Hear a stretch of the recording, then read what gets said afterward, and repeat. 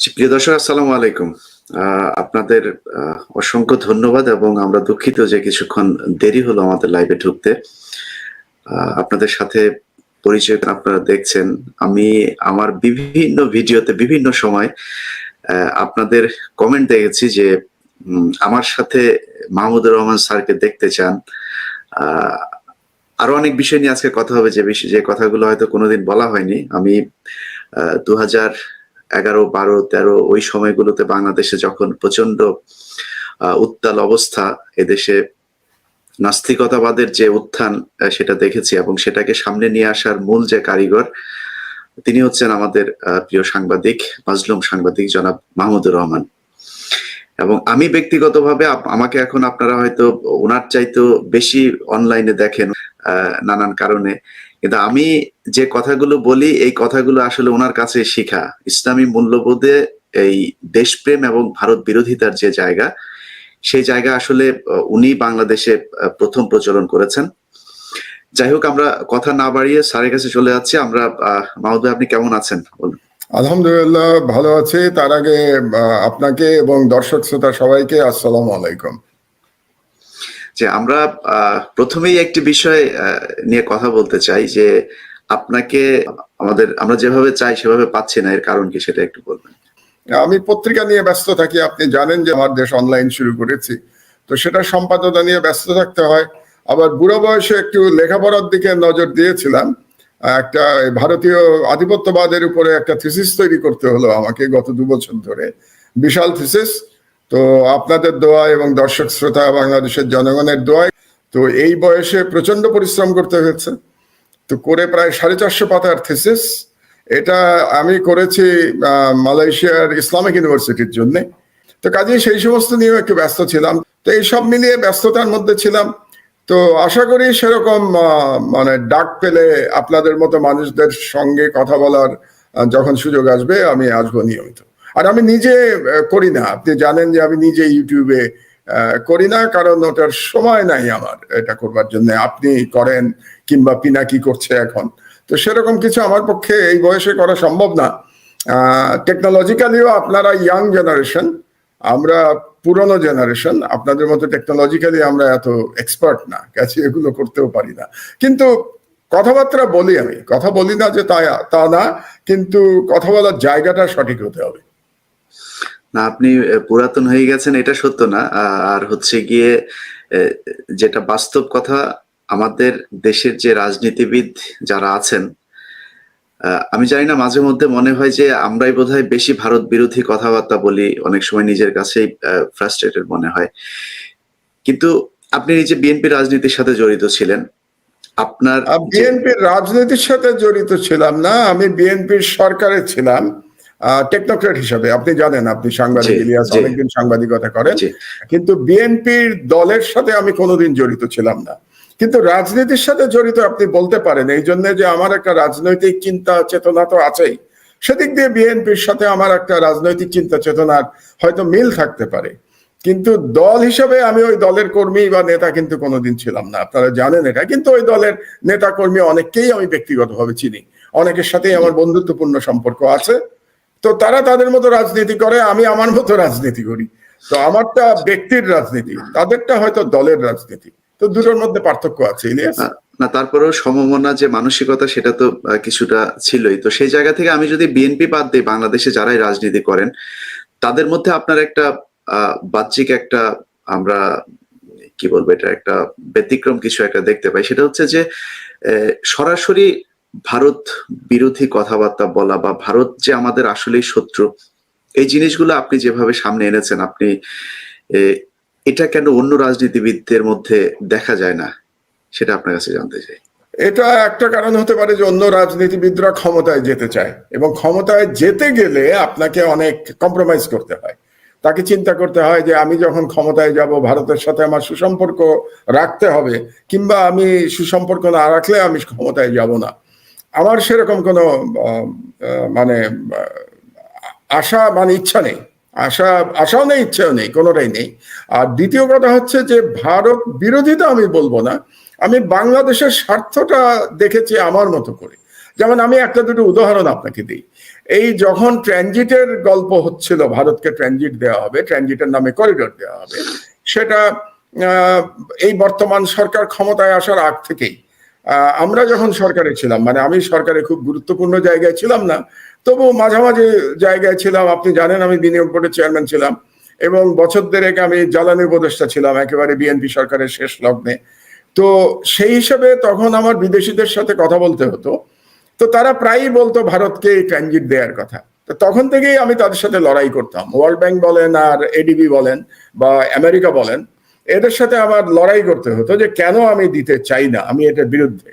তারপরে যখন 11 সরকার আসলো, তখন আপনার মনে আছে কিনা, তখন প্রথম আলো, ডেইলি স্টার এবং চ্যানেল আই, এই গ্রুপটা, এবং তার সাথে যোগদান করলো সিপিডি, মানে দেবপ্রিয় ভট্টাচার্য, রেহমান সেবানেরা। এরা প্রতিদিন তখন সেমিনার করতো সোনারগাঁ হোটেলে, এবং সেমিনার করে তারা গল্প করতো যে বাংলাদেশ ভারতকে ট্রানজিট দিলে ভারত নাকি সিঙ্গাপুর হয়ে যাবে, এরকম তারা প্রতিদিন করতো। তো এটা আমি তখন থেকে তাদেরকে চ্যালেঞ্জ করতাম। আমি লেখালেখি করি অনেক আগে থেকে, সেটাও ইলিয়াস আপনি জানেন যে লেখালেখির অভ্যাস আমার মানে মিডিয়ার দায়িত্ব নেওয়ার আগ থেকেই, এবং প্রধানত 11 সরকার আসার পর থেকে আমি প্রতি সপ্তাহে নয়া দিগন্ততে লিখতাম। তো আমার লেখালেখির মধ্যে আমি বোঝাতে চেষ্টা করতাম যে ভারতকে ট্রানজিট দিলে বাংলাদেশের অর্থনৈতিকভাবে লাভবান তো হবই না আমরা, উপরন্তু আমাদের সার্বভৌমত্ব ক্ষুণ্ণ হয়ে যাবে। তো আজকে দেখেন এটা প্রমাণিত হয়ে গেছে। কি প্রমাণিত হয়েছে? যে যারা তখন সিঙ্গাপুরের গল্প করতো, কিংবা যারা বলতো বিলিয়ন বিলিয়ন ডলার আয় হবে প্রতি বছর, আপনার মনে আছে কিনা যে অর্থমন্ত্রী মারা গেছেন এখন, হাসিনার অর্থমন্ত্রী তিনি একবার বলেছিলেন যে বাংলাদেশ নাকি জন্মই হয়েছে ট্রানজিট কান্ট্রি হওয়ার জন্য। তার মানে বাংলাদেশ সম্পর্কে তারা মুক্তিযুদ্ধের চেতনার কথা বলে, কিন্তু নিজের দেশ সম্পর্কে কত নিম্ন ধারণা এই সমস্ত লোকজনের, যে বাংলাদেশে নাকি জন্ম হয়েছে যে আরেকটি দেশের ট্রানজিট হওয়ার জন্য, না হলে বাংলাদেশের জন্ম হওয়ার কোনো দরকার ছিল না। এটাই হচ্ছে তাদের মুক্তিযুদ্ধের চেতনা। তো আজকে আমরা প্রমাণিত হয়ে গেছে যে এগুলো পুরোটা মিথ্যা ছিল, কোনো টাকা আয় হয় নাই, এটা আপনি খুব ভালো করে জানেন। ট্রানজিট থেকে আমরা একটা পয়সাও পাই না, তারা বিনা পয়সায় ব্যবহার করে। আমাদের নৌ ট্রানজিট, তারপরে road transit, railway transit, everything তারা বিনা পয়সায় ব্যবহার করে, এবং বিলিয়ন তো দূরের কথা, মিলিয়ন ডলার আমরা পাই না। এটা গেল একটা। আর একটা আমি আপনাকে বলে রাখি যে সার্বভৌমত্বের ব্যাপারে আমি একটা লং মার্চ করেছিলাম। ইনফ্যাক্ট আমি দুটো লং মার্চ করেছিলাম প্রথমবার জেল থেকে বেরোনোর পরে। আপনার মনে আছে 2010 সালে আমি প্রথমবার জেলে যাই, 2011-তে আমি জেল থেকে বেরোই, এবং তারপরে আমি সিলেটে একটা লং মার্চ করেছিলাম, এবং আমার সাথে ইলিয়াস ছিল, আপনার নামেই নাম, ইলিয়াসকে পরে গুম করেছে। তো ইলিয়াসকে নিয়ে আমি করেছিলাম টিপাইমুখ বাঁধের বিরুদ্ধে, আপনার মনে আছে, বিশাল লং মার্চ আমি করেছিলাম, ইলিয়াস আমার সঙ্গে সহযোগিতা করেছিল। আরেকটি আমি করেছিলাম আশুগঞ্জে, কারণ আশুগঞ্জের থেকে যখন তিতাস নদী বন্ধ করে দিয়ে ট্রানজিট দিল, রাস্তা বানালো ভারতের ভারী ভারী যন্ত্রপাতি যাওয়ার জন্য, তখন আমি লং মার্চ করেছিলাম সব সাংবাদিক নেতাদের নিয়ে, পেশাজীবীদের নিয়ে। তার মধ্যে আপনাদের নেতারাও ছিলেন, শওকত মাহমুদ ছিল আমার সাথে, রুহুল আমিন গাজী সাহেব ছিলেন, মানে সকল সাংবাদিক নেতারা আমার সঙ্গে ছিলেন। এবং আমার মনে আছে আমি এবং রুহুল আমিন গাজী এবং শওকত মাহমুদ, আমরা সেই তিতাস নদীর সেই বাঁধের মধ্যে নেমে আমরা প্রতীকী কোদাল চালিয়েছিলাম। মানে কোদাল চালানো তো অত শক্তি তো আমাদের নাই, মানে প্রতীকী যে এই বাঁধটা আমরা কেটে দিতে চাচ্ছি।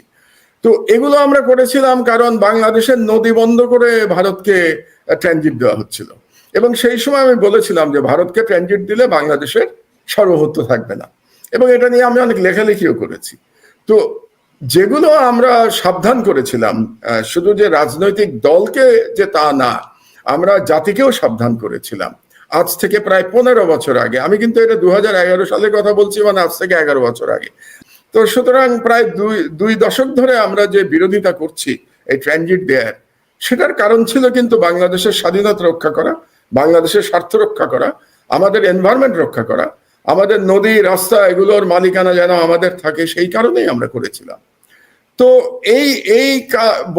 এটা যেভাবে আমি বলেছি বা আমরা বলেছি, সেটা হয়তো বিএনপির নেতাদের পক্ষে বলা সম্ভব নয়, কারণ তারা মনে করে তারা ক্ষমতায় যাবেন। যে কথাটা আমি আপনাকে প্রথমেই বললাম, যে রাজনৈতিক নেতারা সব কথা মন খুলে বলতে পারেন না, যেটা হয়তো তিনি যেটা বিশ্বাস করেন সেটাও বলতে পারেন না। তো সেই দিক দিয়ে আপনি, আমি, ইলিয়াস, আমরা স্বাধীন, আমরা বলতে পারি যেটা আমরা ভালো মনে করি, আমাদের অ্যানালিসিসে হয়তো ভুল থাকতে পারে, কারণ মানুষ তো সবকিছু সঠিক সবসময় বলে না। তো আমরা জেনেই বলার চেষ্টা করি। আপনিও সাংবাদিকতা জগতে আছেন, আপনি আমার থেকে বয়সে অনেক ছোট, আর আমি সাংবাদিকতায় অনেক পরে এসেছি। আমি প্রাইভেট সেক্টরে ছিলাম, আপনি জানেন, কর্পোরেট ব্যাকগ্রাউন্ড আমার। তো সেই ব্যাকগ্রাউন্ড থেকে আমি সাংবাদিকতা এসেছি, লেখালেখি করি, বইপত্র লিখেছি, আল্লাহ যতটুকু ক্ষমতা আমাকে দিয়েছেন সেই ক্ষমতা অনুযায়ী। এবং আমরা আমাদের মতো করে ব্যাখ্যা করার চেষ্টা করি, রাজনীতি অর্থনীতি সবই ব্যাখ্যা করার চেষ্টা করি। যেহেতু আমার কিছুটা ব্যাকগ্রাউন্ড আছে, অর্থনীতির ব্যাকগ্রাউন্ড আছে, ম্যানেজমেন্টের ব্যাকগ্রাউন্ড আছে, ইঞ্জিনিয়ারিং এর ব্যাকগ্রাউন্ড আছে, তো সেটা বেসিস করে আমরা ব্যাখ্যা করি। এবং ব্যাখ্যা করি আমরা রাষ্ট্রের স্বার্থ চিন্তা করি, আমরা ব্যক্তি স্বার্থ কিংবা দলীয় স্বার্থ চিন্তা করে আমরা ব্যাখ্যা করি না। তো সেই অবস্থায় কিন্তু আমরা এখনো আছি। ইলিয়াস, আপনিও আছেন, দোয়া করি যাতে আপনার এই আদর্শ বজায় থাকে।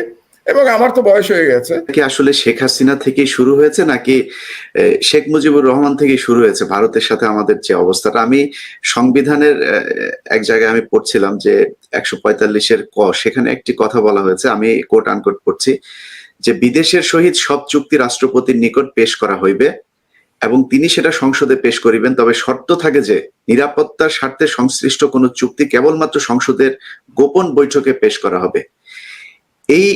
এই আইনটা শেখ মুজিব সাহেব তিনার 72-এর যে সংবিধান সেখানে তিনি যুক্ত করে গেছেন।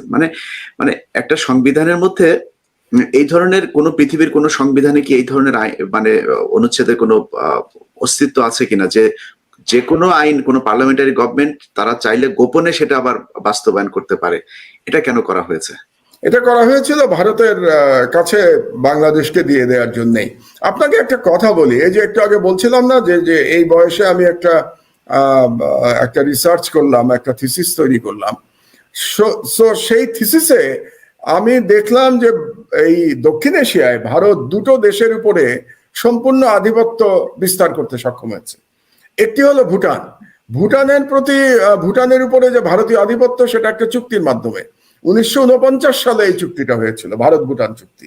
এবং আপনি জানেন বোধহয় যে ভুটান ভারতের নির্দেশ ছাড়া অন্য কোনো রাষ্ট্রের সাথে কোনো দ্বিপাক্ষিক সম্পর্ক স্থাপন করতে পারে না, দিল্লি থেকে তার পারমিশন লাগে।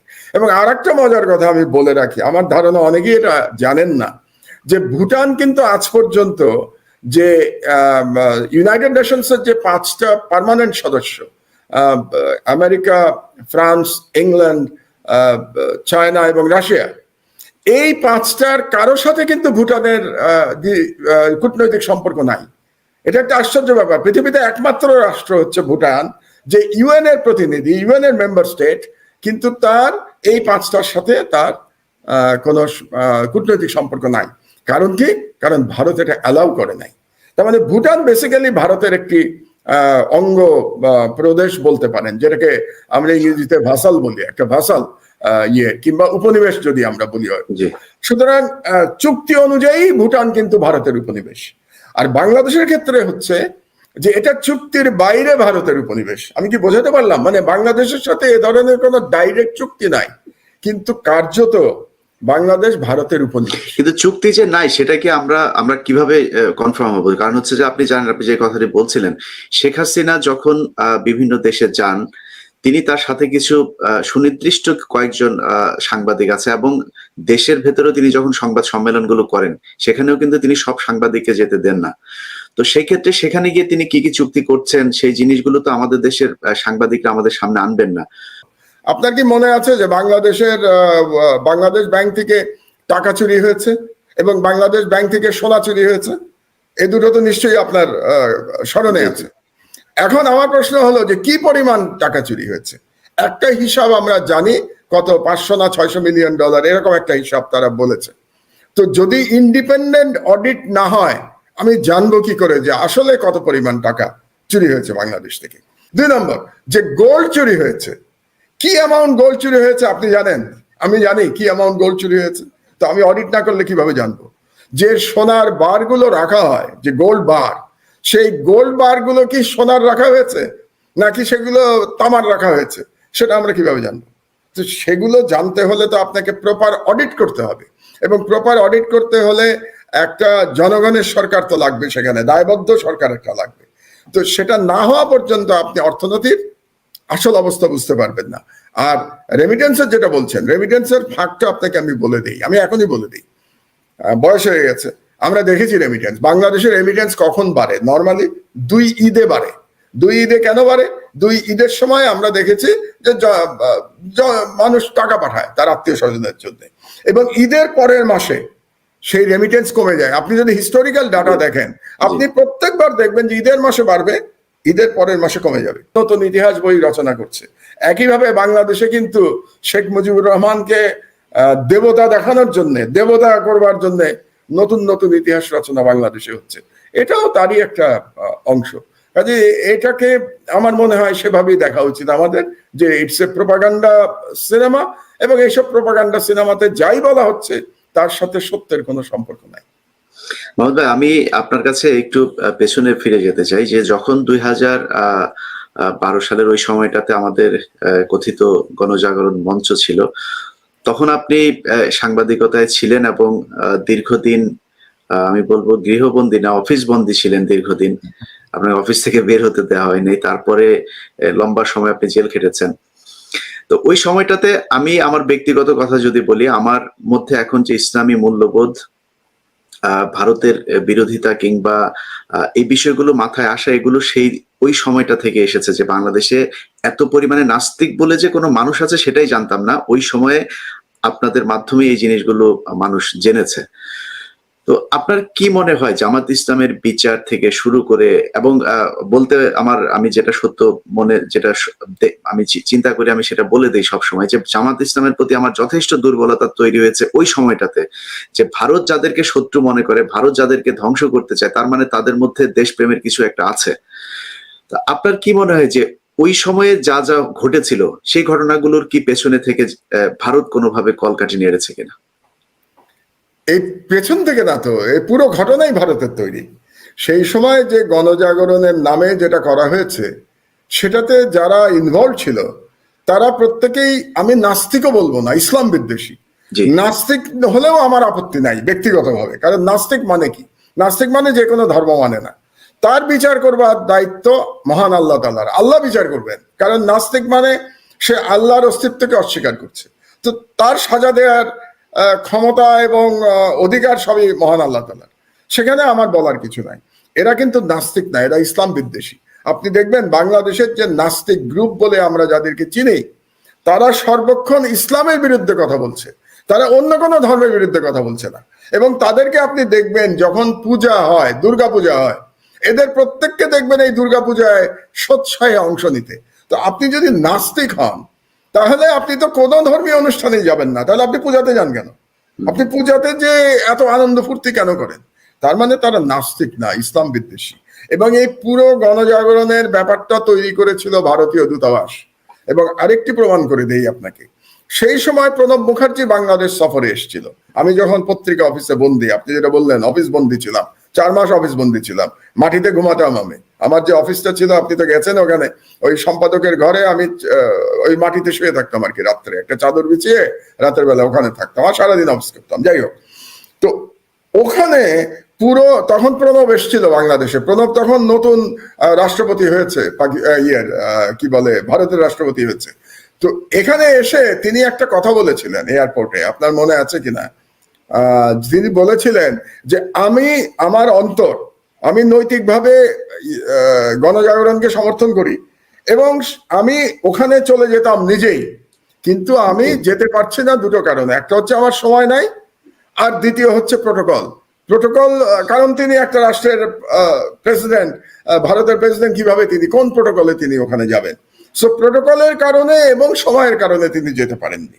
কিন্তু বাংলাদেশে নেমেই তিনি বলেছিলেন তার সম্পূর্ণ সমর্থনের কথা। আসলে উদ্দেশ্যটা কি ছিল আপনাদের বুঝতে হবে, যে ওই সময় কেন আমি এই অবস্থান গ্রহণ করেছিলাম, যেখানে সকল মিডিয়া গণজাগরণের পক্ষে ছিল।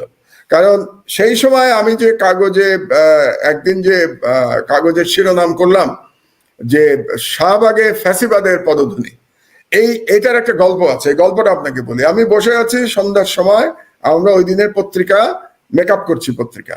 সেই সময় আবদাল সাহেব আসলেন, সৈয়দ আবদাল, আমার উপদেষ্টা সম্পাদক যিনি ছিলেন। তিনি বললেন যে মাহমুদ ভাই আজকে লিড স্টোরি কি হবে? এই হচ্ছে লিড স্টোরি। লিড স্টোরি নিয়ে আসলেন তিনি, এটার হেডিং কি হবে? তো তখন ওখান থেকে দাবি তোলা হচ্ছে কি বলে গণজাগরণ থেকে, যে বাংলাদেশের সকল মিডিয়া যারা তাদের সমর্থন করবে না সেটা বন্ধ করে দিতে হবে। এবং তারা নাম নিয়ে বলছে দিগন্ত টিভি বন্ধ করতে হবে, নয়া দিগন্ত বন্ধ করতে হবে, আমার দেশ বন্ধ করতে হবে, সংগ্রাম বন্ধ করতে হবে, ইসলামিক টিভি বন্ধ করতে হবে। শুধু তাই না, আজকে যে ইসলামিক ব্যাংক সব থেকে বেশি রেমিটেন্সের টাকা আনে, তাদের দাবির মধ্যে ছিল, আপনার মনে আছে হয়তো ইলিয়াস, ইসলামী ব্যাংকও বন্ধ করে দিতে হবে। কাজে বাংলাদেশে ইসলামের নামে যা কিছু আছে সবকিছু বন্ধ করে দিতে হবে, এটা ছিল তাদের দাবি গণজাগরণ মঞ্চ থেকে। এটা যখন আমি পড়লাম নিউজটা, লিড নিউজটা পড়ার পরে আমি বললাম, হাতে লিখে দিলাম, জাস্ট পেন্সিল দিয়ে লিখে দিলাম, আজকে হেডিং হবে শাহবাগে ফ্যাসিবাদের পদধ্বনি। 3টা শব্দ, এই 3টা শব্দ, এই আজকে যে এত ফ্যাসিবাদ আমরা শুনি সবার মুখে, রাজনৈতিক নেতাদের মুখে, সর্বপ্রথম ফ্যাসিবাদের শব্দটা আমার দেশে লেখা হয়েছিল। যাই হোক, তো আমরা বুঝতে পেরেছিলাম যে পুরো ষড়যন্ত্রটা হচ্ছে ভারতীয় ষড়যন্ত্র। এবং ষড়যন্ত্রের উদ্দেশ্যটা কি ছিল? উদ্দেশ্য ছিল বাংলাদেশকে কালচারালি একদম হিন্দুত্ববাদের কাছে বাংলাদেশকে নিয়ে যাওয়া, বাংলাদেশ যেন সম্পূর্ণভাবে একটা হিন্দুত্ববাদী রাষ্ট্রে পরিণত হয়। এই জন্য ইসলামের যে কালচার, ইসলামের যে ঐতিহ্য, এটা সম্পূর্ণভাবে মুছে ফেলার জন্য গণজাগরণ মঞ্চের সৃষ্টি হয়েছিল। এই বিষয়টি আমাদেরকে বুঝতে হবে, এবং এই বিষয়টিকে মাথায় রেখেই কিন্তু আমার দেশে আমরা লড়াই করেছিলাম। আমরা তখন চিন্তা করেছিলাম, যদি আমরা পরাজিত হই তাহলে বাংলাদেশে আর ইসলামী কালচার, ইসলামী, এমনকি আমাদের ধর্মীয় স্বাধীনতা পর্যন্ত থাকবে না। ধর্মীয় স্বাধীনতা এখনো তো পুরোপুরি নাই, আমাদের কি আছে? বাংলাদেশ তো 90% মুসলমানের দেশ। আপনি কি বলতে পারেন যে বাংলাদেশে পুরোপুরি মুসলমানদের ধর্মীয় স্বাধীনতা আছে? বাংলাদেশে কোনো, আপনি জানেন নিশ্চয়ই ইলিয়া, যে বাংলাদেশে কোনো ইয়াং ছেলে সে যদি প্রতিদিন সকালবেলা ফজরের নামাজ মসজিদে গিয়ে পড়ে, আপনি কি জানেন পরের দিন থেকে তার পিছনে গোয়েন্দা লেগে যায়, গোয়েন্দা লেগে যায় তার পিছনে, যে ইয়াং ছেলে কেন প্রত্যেকদিন সকালে মসজিদে গিয়ে নামাজ পড়ছে। তো এটাই তো বাংলাদেশের অবস্থা। বাংলাদেশের কত আলেমকে কিরকম জুলুম করা হয়েছে, তার মধ্যে একজনকে তো আমি দেখেছি জেলখানায়, আমি তখন জেলে, বাবুনগরী, মারা গেছেন, আল্লাহ তাকে বেহেশত নসিব করুক। বাবুনগরীকে যেরকম জুলুম, যেরকম ফিজিক্যাল টর্চার তাকে করা হয়েছে, এটা কল্পনা করতে পারবেন না। আমি জেলখানার জেলারের কাছ থেকে শুনেছি, তার 2টো হাঁটুতে পচন ধরে গেছিল, এবং তাকে কখন জামিন দিয়েছে সরকার, কারণ সরকারের ধারণা ছিল তিনি বাঁচবেন না, তিনি জীবিত থাকবেন না। তাকে যখন ইয়েতে নিয়ে আসলো, শাহবাগে যে হসপিটালটা, বারডেমে নিয়ে আসছিল তাকে। তো আমি যেটা বলতে চাচ্ছি, তো বাংলাদেশে তো ধর্মীয় স্বাধীনতা নাই, কিন্তু যদি শাহবাগ সফল হতো পুরোপুরি, গণজাগরণ যদি পুরোপুরি সফল হতো, তাহলে যতটুকু আছে ইসলামের ততটুকু আজকে বাংলাদেশে আপনি দেখতেন না। এই কারণেই আমরা সেই লড়াইটা শুরু করেছিলাম। তো সেই লড়াইয়ের কারণে আমাদেরকে অনেক কিছু মূল্য দিতে হয়েছে। আমি 4 বছর জেলে ছিলাম, আমার সমস্ত পত্রিকা নিয়ে গেছে, আমার প্রেস জোর করে নিয়ে গেছে, কোটি কোটি টাকার, আপনি জানবেন যে নিউজ প্রিন্ট, কোটি কোটি টাকার নিউজ প্রিন্ট তারা নিয়ে এটা তো পচিয়ে ফেলেছে। কাজে অর্থনৈতিকভাবে সব দিক দিয়ে আমাদেরকে প্রচুর মূল্য দিতে হয়েছে। আমার মধ্যে কোনো দুঃখ নাই, এবং আমি মনে করেছি যে আমি বাংলাদেশের জনগণের জন্য, এবং আমি যে ধর্মে বিশ্বাস করি সেই ইমানের জন্য আমি লড়াই করেছি, এবং আমার লড়াই সঠিক লড়াই ছিল। এটা প্রমাণ করে এই জন্যে যে একটি মাত্র পত্রিকা তখন গণজাগরণের বিরুদ্ধে অবস্থান নিয়েছে, যখন বাংলাদেশের সকল মিডিয়া তাদের পক্ষে। তারপরেও কিন্তু আমার দেশকে তারা সহ্য করতে পারে নাই, কারণ আমার দেশের কাছে তারা পরাজিত হয়েছিল। তো সেই দিক দিয়ে আমি মনে করি যে আমরা কিছুদিনের জন্য হলেও আটকাতে পেরেছিলাম, এই ভারতীয় আগ্রাসনকে আমরা আটকাতে পেরেছিলাম। জি মোহাম্মদ ভাই, এই প্রসঙ্গে আমি দর্শকদের উদ্দেশ্যে একটা আমার নিজের জীবনের একটা বাস্তব অভিজ্ঞতা বলতে চাই, যে যখন গণজাগরণ মঞ্চ শুরু হয় ঠিক দ্বিতীয় দিন, মানে দ্বিতীয় না তৃতীয় দিন, মানে 2 দিন পরের দিন, আপনি জানেন যে সেখানে কিছু ওই চারুকলার, বিশেষ করে কিছু যারা ইয়াবা খায়, মাদক সেবী যেসব ছেলেপেলে আছে, ওরা এসে রাতে মাতলামি করতো, ঢোল টোল নিয়ে বাদ্য বাজনা করতো। ওই এতে আপনার বিভিন্ন বলতো আর কি, যে কতে এই ক্ষতে ওই এরকম গান টান বলতো।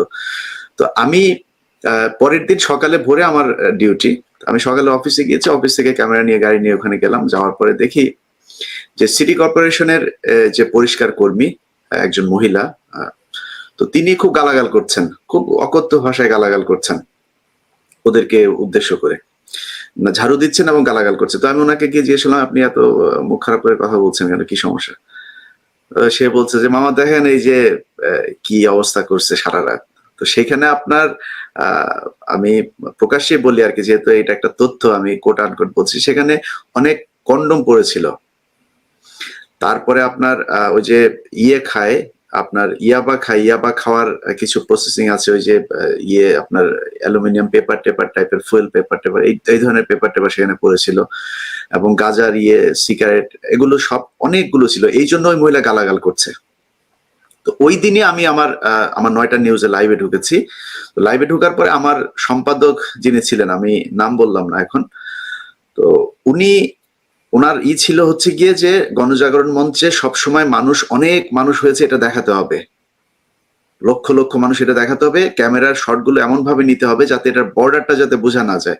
তো আমি করেছি কি, আমি পিজি হসপিটালের উপরের ওই ওভারব্রিজে ওইখানে গিয়েছি, ওখানে গিয়ে তারপর ওইখান থেকে আমি লাইভে ঢুকেছি যাতে পুরো মাঠটা দেখা যায়। তো তখন সকালবেলা, তো বিকেল হলে মানুষ অনেক বাড়তো, কিন্তু সকালবেলা তখন ধরেন 15-20 জন মানুষ ছিল, ওখানে হকার ছিল, সাংবাদিকই বেশি ছিল ওনাদের কাভারেজ দেওয়ার জন্য।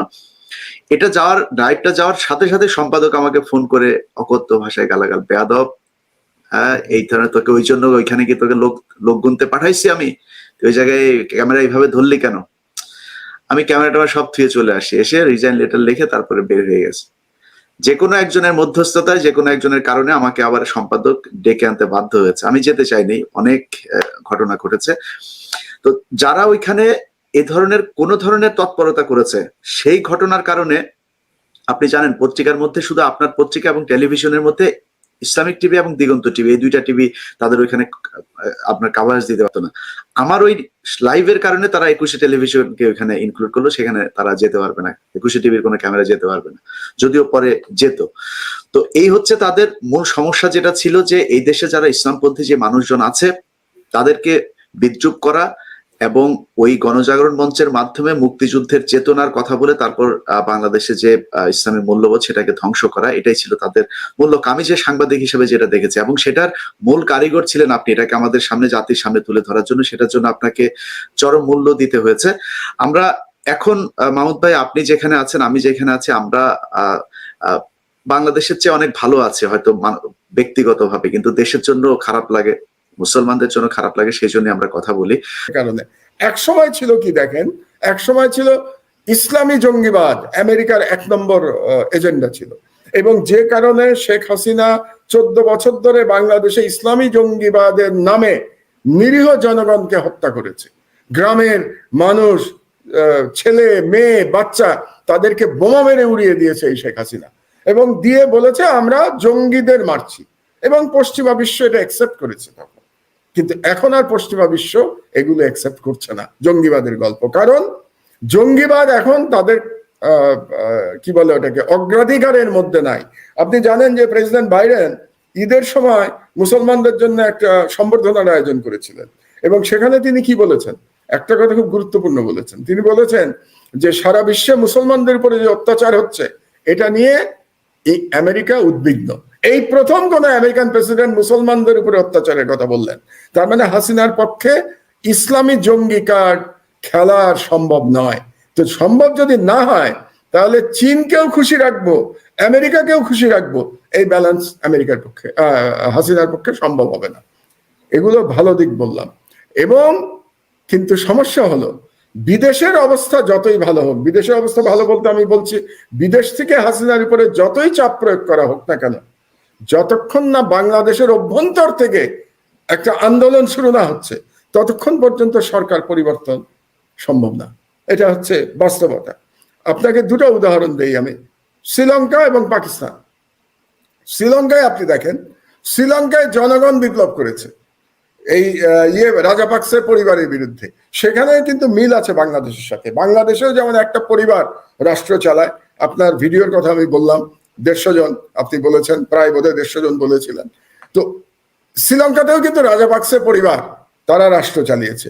এক ভাই প্রেসিডেন্ট, ছোট ভাই আর বড় ভাই প্রাইম মিনিস্টার, তাই তো ছিল? যিনি প্রেসিডেন্ট, 17 জন তাদের পরিবারের, এবং তাদের পরিবারের, এবং আরো ভাইয়েরা কিন্তু মন্ত্রী। আজকে সেই রাজাপাকসের পরিবার উড়ে গেছে জনগণের স্বতঃস্ফূর্ত বিপ্লবে। এটা গেল একটা। দ্বিতীয়, পাকিস্তানের দিকে যদি আমি তাকাই, ইমরান খানকে সরিয়ে দিয়েছে, এবং সরানোর পিছনে ইমরান খান বলছেন যে তার পিছনে আমেরিকা আছে, এটা বলছেন যে আমেরিকার ষড়যন্ত্রের কারণে তিনি ক্ষমতাচ্যুত হয়েছেন। কিন্তু সেখানে দেখেন ইমরান খান কি করেছেন, তিনি একটা ন্যারেটিভ তৈরি করেছেন। ন্যারেটিভটা কি? 1 নম্বর ন্যারেটিভ, তিনি বলেছেন যে মার্কিন সাম্রাজ্যবাদের কাছে তিনি আত্মসমর্পণ করবেন না, এটা হলো তার ন্যারেটিভ। 2 নম্বর ন্যারেটিভ বলেছেন আল্লাহ ছাড়া তিনি কাউকে ভয় পান না, লা ইলাহা ইল্লাল্লাহ। তিনি প্রত্যেক বক্তৃতায় বলেন লা ইলাহা ইল্লাল্লাহ, ইয়াকা না'বুদু ওয়া ইয়াকা নাস্তাঈন, ইয়াকা না'বুদু ওয়া ইয়াকা নাস্তাঈন। এই কথাটা উনি প্রত্যেক বক্তৃতায় বলেন। তার মানে তার ন্যারেটিভ হলো সাম্রাজ্যবাদের কাছে আমি মাথা নত করব না এবং আল্লাহ ছাড়া আর কারো কাছে আমি সাহায্য চাইব না। এই হচ্ছে ওনার দুটো ন্যারেটিভ, এবং এই ন্যারেটিভ পাকিস্তানের জনগণ অ্যাকসেপ্ট করেছে। কি হবে আমরা এখনো জানি না ইলিয়াস, পরিণতি আমরা জানি না, ইমরান খানের পরিণতি কি হবে, কিন্তু পাকিস্তানের জনগণ এই ন্যারেটিভ অ্যাকসেপ্ট করেছে। এবং ইমরান খানের পিছনে ওই যে আমরা ছোটবেলায় পড়েছিলাম হ্যামিলনের বংশীবাদক, সেই হ্যামিলনের বংশীবাদকের মতো ইমরান খানের পিছনে পাকিস্তানের জনগণ রাস্তায় নেমে এসছে। তো আমি যেটা বলতে চাচ্ছি যে সুতরাং একটা আন্দোলন আপনাকে দেশে করতে হবে, দেশে যেভাবেই করেন, সেটা শ্রীলঙ্কার মডেলে হোক যে জনগণ স্বতঃস্ফূর্তভাবে আন্দোলন করছে, অথবা পাকিস্তানের মতো ইমরান খান একটা ন্যারেটিভ নিয়ে এসছে। এখন আমি জানি না বিএনপির যারা নেতা কিংবা বিরোধী দলের নেতা তাদের ন্যারেটিভ কি হবে, কিন্তু একই ন্যারেটিভ আমাদেরও। কিন্তু কেন আমাদের ন্যারেটিভ বলি, ইমরান খান কি বলছে, মার্কিন সাম্রাজ্যবাদ সে মানে না। আমরা তো বলছি আমরা ভারতীয় আধিপত্যবাদ মানি না, তাই না? আমরা তো বলছি ভারতীয় আধিপত্যবাদ, হিন্দুত্ববাদের অধীনে 90% মুসলমান থাকতে পারে না ইলিয়াস। বাংলাদেশের 90% মুসলমান হিন্দুত্ববাদের অধীনে সারেন্ডার করতে পারে না। এই কথাটা আমাদেরকে বলতে হবে তো জোর করে। আমরা তো 90% মুসলমান হই নাই হিন্দুত্ববাদের কাছে সারেন্ডার করবার জন্য, তাদের দেবদেবী মেনে নেওয়ার জন্য তো আমি মুসলমান হই নাই, আমি মানতে পারি না এটা। 1। 2 নম্বর, আল্লাহ ছাড়া আমি আর কারো কাছে সাহায্য চাইব না। এটা বলে যদি রাস্তায় নামা যায় বাংলাদেশে, ইলিয়াস, আমি বিশ্বাস করি এই সরকার 3 মাসের বেশি ক্ষমতায় থাকতে পারবে না। কারণটা হচ্ছে আন্তর্জাতিকভাবে এদের কোনো সমর্থন নাই। সমর্থন বলতে একমাত্র দিল্লি। চীনকে সমর্থন আপনি ধরবেন না, এই কারণে ধরবেন না, চীনের হলো বাণিজ্যিক সম্পর্ক। আমি বারে বারে এই কথাটা আপনাকে বলছি, নাথিং পলিটিক্স, নাথিং পলিটিক্যাল। যেই সরকারে আসুক না কেন চীনের কিছু যায় আসে না। কাজেই চীন হাসিনাকে বাঁচাতে আসবে না।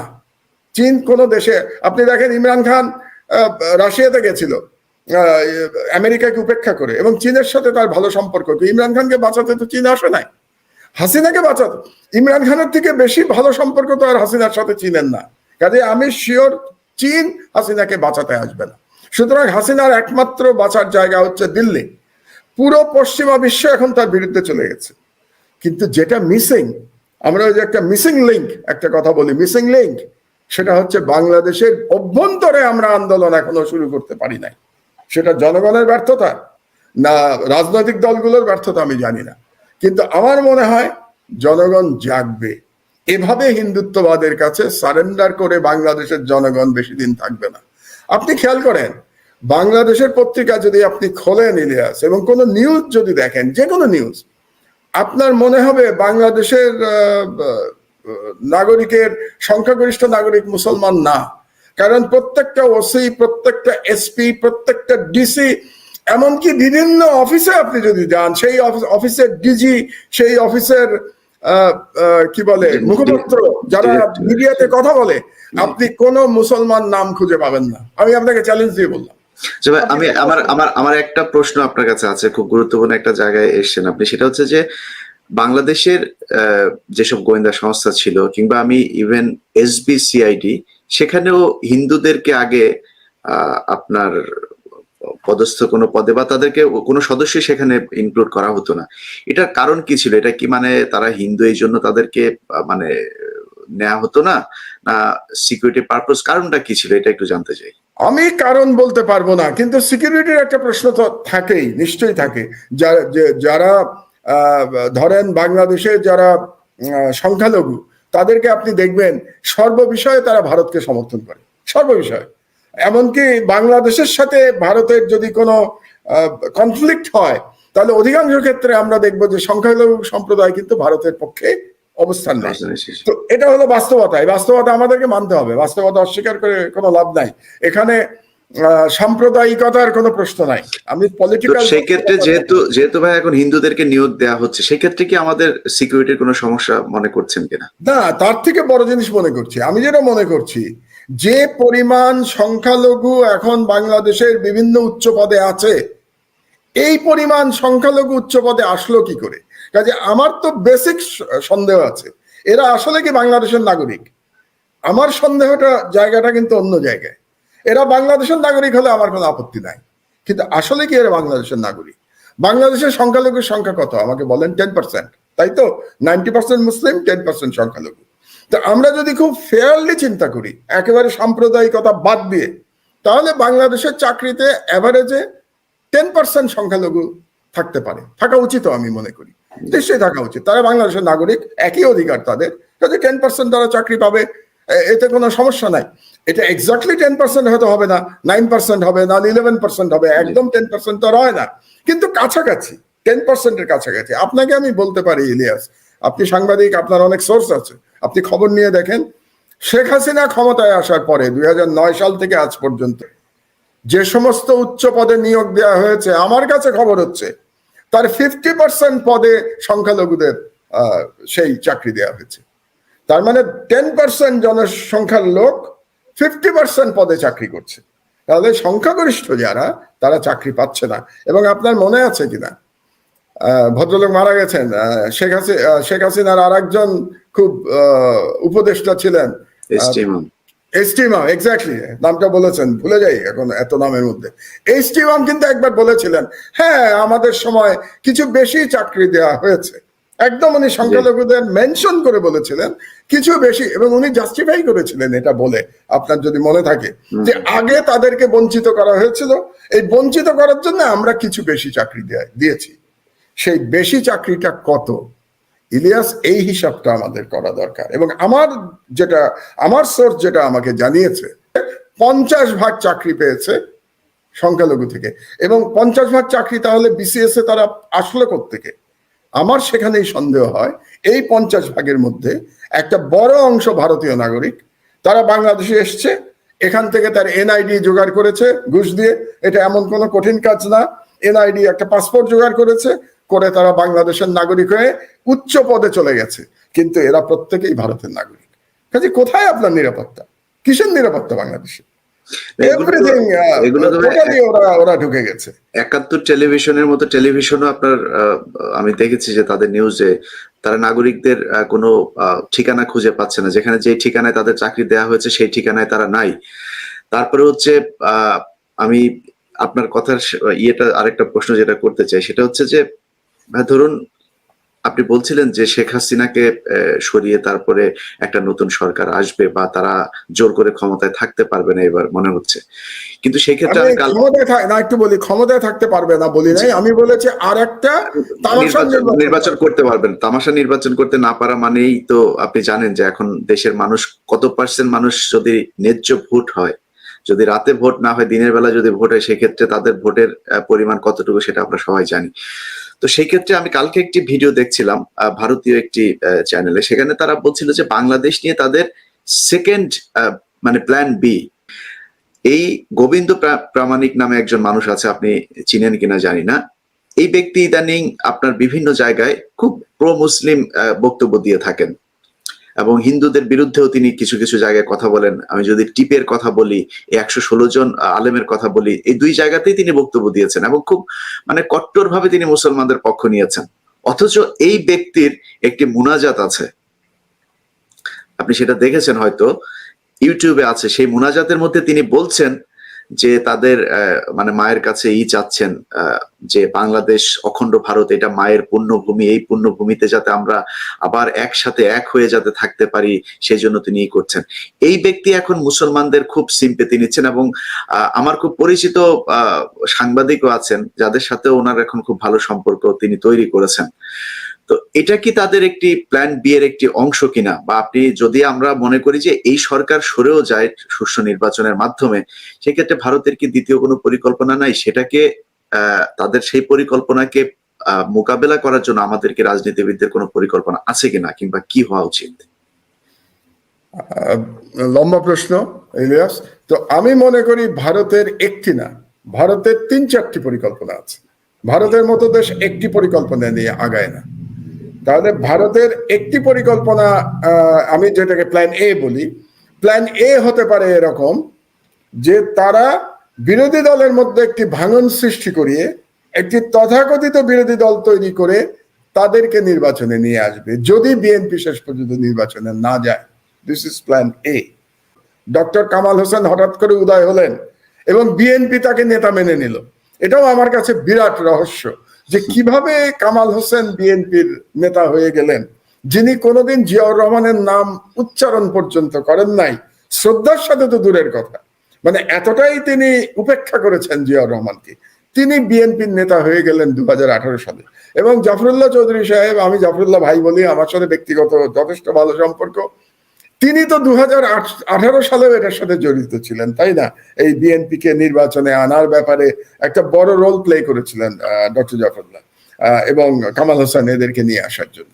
যেমন আমরা শুনতে পাই 2018-তে বিএনপি কে বলা হয়েছিল 7টা সিট দেওয়া হবে, 60 সিটস, তো সেটা দিতে পারে নাই। এবং আপনি খেয়াল করেন কিছুদিন আগে আওয়ামী লীগের এক নেতা বলেছে অতি উৎসাহের কারণে কিছু কিছু ঘটনা ঘটেছে 2018 সালে। অতি উৎসাহ কার? অতি উৎসাহ মানে হচ্ছে যে 60 সিট তাদের দেওয়ার কথা ছিল, সেখানে আওয়ামী লীগের যে এমপিরা ছিল ক্যান্ডিডেট, কিংবা সরকারের যে পুলিশ ছিল যারা ভোট রাতের বেলা ভোট করেছে, তারা অতি উৎসাহ করে এই 60 সিটও বিএনপি কে দেয় নাই, 6-7টা সিট বিএনপি পেয়েছিল 2018-তে। তো এবার ওরকম একটা কিছু করে বিএনপি কে আবার নিয়ে আসা যায় কিনা, ওরকম একটা কিছু লোভ দেখিয়ে। এটা হলো প্ল্যান বি। প্ল্যান সি হচ্ছে আপনি যেটা বলছেন যে জাফরুল্লাহ চৌধুরী সাহেব যেটা বলছেন, এবং তিনি হাস্যকর কতগুলো নাম দিয়েছেন, এবং তার যে মন্ত্রিসভা আমরা যদি দেখি প্রত্যেকে কট্টর ইসলাম বিদ্বেষী। মন্ত্রিসভার 80%, প্রত্যেকে বলবো না আমি, সত্য কথা বলতে গেলে 80% কট্টর ইসলাম বিদ্বেষী। যেমন ধরেন উনি প্রায়ই একজনকে খুব প্রমোট করেন জাফরুল্লাহ সাহেব, আমার খুব অবাক লাগে, সেটা হলো ব্রিগেডিয়ার সাখাওয়াত। তো এই ব্রিগেডিয়ার সাখাওয়াত 2008 সালে তিনি ইলেকশন কমিশনার ছিলেন, মনে আছে তো ইলিয়াস নিশ্চয়ই আপনার? এবং এই ইলেকশন কমিশন 2008 সালে কি করেছিল? বিএনপি কে ভাঙার জন্য খালেদা জিয়ার যে বিএনপি ছিল সেটাকে তারা রিকগনাইজ করে নাই ইলেকশন পর্যন্ত। তারা চেষ্টা করেছিল একটা প্যারালাল বিএনপি তৈরি করার জন্য, এবং সেই ষড়যন্ত্রের মধ্যে ব্রিগেডিয়ার সাখাওয়াতও কিন্তু জড়িত ছিলেন। আজকে 2022 সালে জাফরুল্লাহ সাহেব দেখি ব্রিগেডিয়ার সাখাওয়াতের খুব প্রশংসা করেন, অথচ এই ব্রিগেডিয়ার সাখাওয়াতই তো শেখ হাসিনাকে ক্ষমতায় এনেছে 2008-এর সাজানো নির্বাচন। তো এই ইতিহাস, আপনি বললেন না একটু আগে মুসলমান তাড়াতাড়ি ভুলে যায়, মুসলমান ভুলে যতটা তার থেকে তাড়াতাড়ি ভুলে বাঙালি মুসলমান। বাঙালি মুসলমানের স্মৃতিশক্তি খুব কম, তারা ভুলে যায়। তো ব্রিগেডিয়ার সাখাওয়াতকেও ভুলে গেছে বাঙালি মুসলমান। তো প্ল্যান সি হচ্ছে জাফরুল্লাহ সাহেব যে ধরনের একটা সরকার বলছেন, এই নাম না, তবে এই ধরনের একটি anti Islamic, pro India and pro America এরকম একটা সরকার যদি করা যায়, তাহলে সেটা একটা হতে পারে প্ল্যান সি। কিন্তু প্ল্যান ডিতে আমি আসি, যেটা আপনি প্রথমে বলেছেন, এটাকে আমি প্ল্যান ডি বলছি আর কি। সেখানে হচ্ছে যে শেখ হাসিনা যেহেতু খুব অজনপ্রিয় হয়ে গেছেন, 90% মুসলমানের তো কোনো স্বাধীনতা নাই, মুসলমানের তাদের ধর্মকর্ম করারও স্বাধীনতা নাই স্বাধীনভাবে। হ্যাঁ, আপনি বলতে পারেন মসজিদ তো আছে, আজান হচ্ছে, মসজিদ থাকা, আজান হওয়া আর ধর্মীয় স্বাধীনতা থাকলে আজকে আলেমদের বিরুদ্ধে এইভাবে ক্যাম্পেইন হতো না। এই ক্যাম্পেইনটা কেন হয়েছে এটা মসজিদের ভেতরে তো ভাই নামাজ পড়তে পারছেন। আপনি সাতক্ষীরাতে দেখেছেন যে নামাজ পড়া অবস্থায় মাগরিবের সময়, আপনি ওটা দেখেছেন কিনা জানি না, নামাজের সময় মাগরিবের মুসল্লিদের উপর আপনার টপকে গিয়ে তারপর ইমামকে সে তুলে আনতে গিয়েছে, এবং তাকে শেল্টার দেওয়ার জন্য সাথে সাথেই পাশে পুলিশ ছিল, পুলিশ এসে তাকে নিয়ে গেছে গ্রেপ্তার করে। তো এগুলো তো সবই পরিকল্পিত। আমি সেটাই বলছি। তো জনগণের তো ধর্মীয় স্বাধীনতাও নাই। ধর্মীয় স্বাধীনতা বলতে আমরা নর্মালি কি হয় অন্য দেশে, আমরা মাইনরিটিদের ধর্মীয় স্বাধীনতার কথা বলি। নর্মালি দেখা যায় যে মাইনরিটিদের ধর্মীয় স্বাধীনতা থাকে না। বাংলাদেশ একটি অদ্ভুত রাষ্ট্র যেখানে মেজরিটি পপুলেশনের ধর্মীয় স্বাধীনতা নাই। আপনি মসজিদে আলেমরা কি যেতে পারছেন, তারা কথা বলতে পারছেন, এবং এই আলেমদের ইস্যু কেন আনা হয়েছে বুঝতে পারছেন? এটা আর একটা জঙ্গি কার্ড। হাসিনা চেষ্টা করছে যে জঙ্গি কার্ড তো এখন আর আমেরিকানরা অ্যাকসেপ্ট করছে না, কিন্তু সে আরেকটা কার্ড খেলতে চাচ্ছে যে আমাকে তোমরা ক্ষমতায় রাখো, বাংলাদেশে ইসলামী রাজনীতিকে আমি নিয়ন্ত্রণ করতে পারবো, অন্য কেউ নিয়ন্ত্রণ করতে পারবে না। এটা দেখানোর জন্যই এই 116 জনের নাটক। এই যে হোম মিনিস্টারের গল্প আপনি বললেন, উদ্বোধন করা না করা, এটা সবই নাটক। এই পুরো প্রজেক্ট হচ্ছে শেখ হাসিনার, আমি আপনাকে বলে দিলাম ইলিয়াস। এবং উদ্দেশ্য হচ্ছে আমেরিকাকে কনভিন্স করা, আর কোনো কারণ না। এটা আমেরিকাকে কনভিন্স করা যে মুসলমানদের সাহায্য করতে আমার চেয়ে ভালো আর কেউ পারবে না, কাজেই তোমরা আমাকে ক্ষমতায় রাখো। এখন সেই কার্ড কাজ হবে কি কাজ হবে না, এটা ইলিয়াস আমার চেয়ে আপনি ভালো বলতে পারবেন, আপনি আছেন আমেরিকাতে, কাজে আপনি ভালো জানেন। তো এখন আমার যে বক্তব্যটা হলো যে এই কার্ডে যদি কাজ না হয়, কিন্তু লড়াই তো করতে হবে রে ভাই, আন্দোলনে তো নামতে হবে। শ্রীলঙ্কায় তো লড়াই করছে, পাকিস্তানে তো লড়াই করছে। আপনি লড়াই ছাড়া কিভাবে জালিমের কাছ থেকে মুক্তি পাবেন? তো জালিমের কাছ থেকে মুক্তি পাওয়ার জন্য আপনাকে লড়াই করতে হবে। ভালো জিনিস যেটা হচ্ছে, পজিটিভ কথাটা আমি বলি, আন্তর্জাতিক পরিস্থিতি এখন হাসিনার বিরুদ্ধে। যে আন্তর্জাতিক পরিস্থিতি কিন্তু দীর্ঘ সময় হাসিনার পক্ষে ছিল। আমি তো বলবো 2018 পর্যন্ত হাসিনার পক্ষে ছিল আন্তর্জাতিক পরিস্থিতি, সেই আন্তর্জাতিক পরিস্থিতি এখন হাসিনার বিরুদ্ধে। ঠিক আছে মাহমুদ ভাই, আপনার কাছে আমার একেবারে শেষ প্রশ্ন যে আমরা আবার মাহমুদুর রহমানকে কবে আমার দেশ পত্রিকায় বাংলাদেশে দেখবো? আপনার কি মনে হয়? এটা তো নিশ্চয়ই আপনি একটা স্বপ্ন দেখছেন বা আপনার মধ্যে একটা প্রত্যাশা আছে। আমার প্রত্যাশা যতটা না আমার দেশের জন্য বা আমার জন্য, আমার প্রত্যাশা বাংলাদেশের মুক্তির জন্য, বাংলাদেশের জনগণের মুক্তির জন্য, ভারতীয় আধিপত্যবাদের কাছ থেকে মুক্তির জন্য, জনগণের অধিকার ফিরিয়ে আনার জন্য। আমি আপনার কথা এই জন্যই বললাম যে আপনি সাংবাদিকতায় ফিরে যাওয়া মানে বাংলাদেশ ভারত মুক্ত হয়েছে। এদেশে যারা ইসলাম বিদ্বেষী, যারা আপনি খুব মানে ঠিকই বলেছেন যে দেশে নাস্তিকরা আসলে নাস্তিক না, তারা ইসলাম বিদ্বেষী। যেমন তসলিমা নাসরিনের মতো একজন মানুষ, সে ভারতে গিয়ে আছে, কোনোদিন সে হিন্দুদের গরুর মূত্র খাওয়া নিয়ে কোনো সমালোচনা করে না, কিন্তু আমরা কুরবানি দিলে সেটা নিয়েও তিনি সমালোচনা। আপনি আমার দেশ পত্রিকাতে যাওয়া মানে আমাদের অনেকগুলো প্যারামিটার একসাথে মুভ করবে, তো সেই কারণে আমি বললাম। আমি সেটার জবাব আমার কাছে হলো যে আমরা যদি আন্দোলনে নামতে পারি, রাজনৈতিক দলগুলো ঐক্যবদ্ধভাবে যদি তারা এক প্ল্যাটফর্মে আসার কোনো দরকার নাই, যার যার প্ল্যাটফর্মে তারা যদি একটি দাবি নিয়ে আন্দোলনে নামতে পারে, তাহলে আমি বিশ্বাস করি যে অতি শীঘ্র আমাদের পক্ষে, আপনার আমার পক্ষে এসে ফিরে যাওয়া সম্ভব। সেটা আমি বারে বারে বলেছি যে সেরকম আন্দোলন যদি শুরু হয়, তাহলে 3 মাসের বেশি এই সরকার ক্ষমতায় থাকতে পারবে না। তো তা যদি হয়, আমি তো আশা করি বছর শেষ হওয়ার আগেই এই সরকারের পট পরিবর্তন হবে। আমি তো সেই প্রত্যাশা করি, সেই স্বপ্ন দেখি আমি, ইলিয়াস। ইনশাল্লাহ আমরাও সেই প্রত্যাশা করছি। প্রিয় দর্শক, আপনারা মাহমুদুর রহমানের বক্তব্য শুনছিলেন। আমরা যখন কিছুদিন আগেও পাকিস্তান এবং ভারত এবং চীনকে নিয়ে কথা বলছিলাম, তখনও আমি আপনার একটা বক্তব্য শুনেছিলাম। আপনি বলছিলেন যে আসলে এই যে ভারত বাংলাদেশ চীনমুখী হয়ে যাচ্ছে, হাসিনা চীনের ইয়েতে চলে যাচ্ছে, ভারতে নাই, এই ধরনের কথাগুলো আপনি মানতে রাজি হননি। আমি নিজেও মনে করেছিলাম হয়তো যে দুই দেশকে একসাথে সে ম্যানেজ করতে পারবে না, কিন্তু সে খুব সুন্দরভাবে ম্যানেজ করেছে। আজকে যেহেতু আপনি বললেন যে খুব সহসায় আমরা দেশে ফিরবো, আমিও সেই স্বপ্ন দেখছি। ইনশাল্লাহ দেশে গিয়ে মাহমুদুর রহমান ভাইকে দেখতে পারবো এবং আমাদের বাংলাদেশের মানুষ যে বন্দি দশায় আছে, সেই দশা থেকে তারা মুক্ত হবে বলে আমরা আল্লাহর কাছে প্রার্থনা করি। আল্লাহ হাফেজ সবাইকে। আল্লাহ হাফেজ।